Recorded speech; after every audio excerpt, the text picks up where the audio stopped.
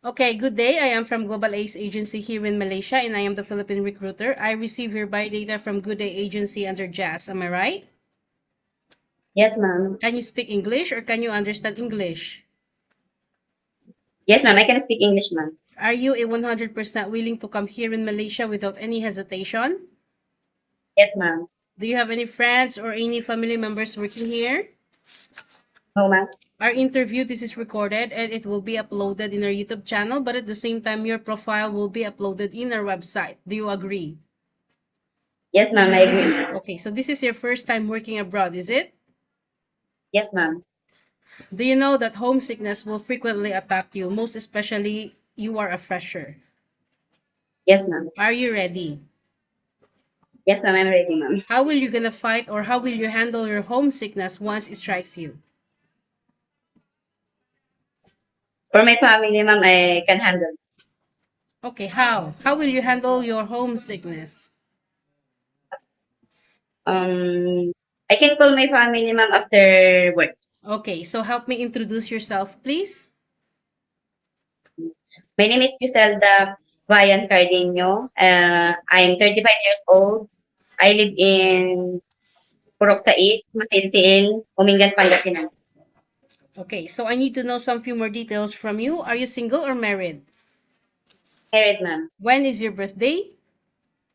October 28, 1988, ma'am. What is your height and your weight? 5 flat, ma'am. What is your religion? Roman Catholic, ma'am. What is your weight again? Ma'am. Sorry? 60 60. kilos. Okay, what about your educational background? High school graduate, ma'am. How many children do you have? We have 4, ma'am. Ages? 16, 14, 10, and 4 years old. Okay, this is your first time working abroad. So who will going to take care of these children once you come to work here in Malaysia? My husband, ma'am. How old is your husband and what is his occupation? 34 years old, ma'am. A farmer, ma'am. A farmer. Is he allow you to come and work here in Malaysia? Okay, do you have any working experience as a housemaid? No, ma'am. Only in the house, ma'am. So you are a housewife. Yes, ma'am. What year did you started being a housewife? 2008, ma'am. Okay. So, you know that being a domestic helper is very tough because you need to be multitasking, you need to be flexible. Are you Yes, ready ma'am. for any task that the employer will be given to you? Yes, ma'am. I'm ready, ma'am. Are you sure? Yes, ma'am. Are you okay to take your children while doing house chores at the same time? Yes, ma'am.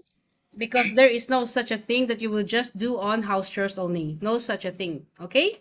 If there is children or elderly or baby, you need to assist also your employer. Okay? And please also houses here in Malaysia is not that so small. Okay? It's quite big. Yeah. So Yes, ma'am. you need to get ready. So are you okay also to take care baby? Yes, ma'am. Can you take care elderly people? Yes, also, ma'am. Can you cook? Yes, ma'am. What variety of cuisine you can prepare? Filipino food, ma'am. Filipino foods. Can you caregiving for bedridden patient and disabled person?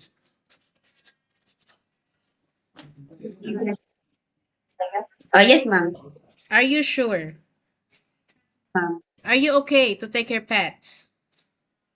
Yes, ma'am. Are you afraid of any dogs, cats, rabbits, and whatsoever pets? No, ma'am. Okay. So you have a 2 years contract. You will going to sign a 2 years contract. It's not 2 days, it's not 2 weeks, it's not 2 months, and it's not 1 year. Nobody forced you to come and work here in Malaysia. You are the one who decided to come and work here because you wanted to sustain your family's needs and to your children's needs, right? Yes, ma'am. So once you breach your contract, you know that there will be a consequences, which is you need to pay your employer and at the same time the agency, okay? Yes, ma'am. Any uncertain situations that might happen to your family back in the Philippines, please be reminded yourself that you cannot easily go back home, yeah? Yes, ma'am. Usage of mobile handphone, you are not allowed to use your phone during working time. You are not allowed to hold your phone, but during nighttime, once you finish your job for the whole day, you can hold your phone, okay? And then you need to render your phone on the next day before you start your work. Before you start your work, okay? ma'am. But if we found out that you didn't, you misuse using of mobile handphone, you sleep late at night, like 2 to 3 a.m., and then the next day you feel groggy and you don't have the energy to work, I will tell our, you will, we will going to tell your employer, very sorry, we will allow you to use your handphone 2 to 3 hours only during nighttime, okay? Okay, on your rest day also, you are entitled to have a once a week rest day, but you are not allowed to go out. If you will work on your rest day, employer will going to compensate. Are you okay with the rules and regulations? Yes, ma'am. We don't force people to come here. It's either you are okay with our terms and conditions, yeah? Yes, ma'am. Always bring your good attitude because this is not Philippines. In Philippines, we might be the boss, but in other countries, no such a thing, okay? Yes, ma'am. Follow the rules and regulations of the employer. Respect the employer because you are the one who are working inside their premises. Any concerns or any problems, you let your employer know, okay? Okay, ma'am. Yes, ma'am. Okay, so being a fresher, you know that homesickness will strikes you anytime, anywhere, and you might question yourselves why you come to work other countries.